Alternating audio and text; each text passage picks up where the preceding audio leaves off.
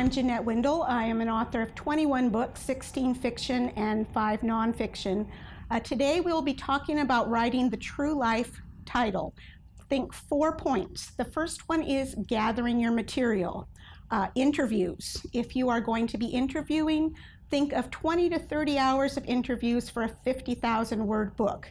If you are writing your own story and you have a hard time getting words on paper, consider simply telling your story to someone, letting them record it, and again, you will have that material.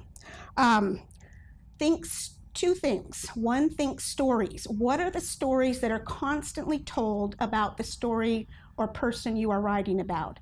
And the other is think themes. If you listen, by the time you finish interviews, you will always find a theme coming through. One of the titles I wrote, All Saints, the story is about a dying church and a boy soldier who prays to God to beg for the privilege of stopping killing. The theme, community in Christ. So think themes. So number 1, gathering your information. The second point, research. Once you've done the interviews, you will need to do research to fill in the background of the events and the place that you're writing about. So gathering information. And number 2 is organizing your story. How do you organize your material? Always come in at a point of crisis or excitement. In All Saints, again, we started out with the story of a boy soldier in the middle of battle praying to God.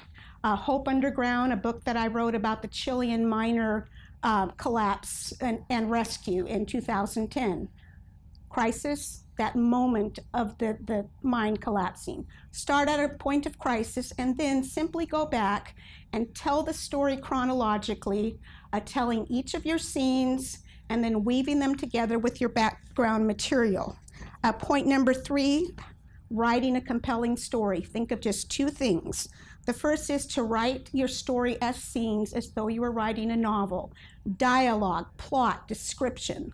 The second, just think of the 6 senses: sight, sound, smell, taste, touch, and for a writer, the most important sense, which is emotion.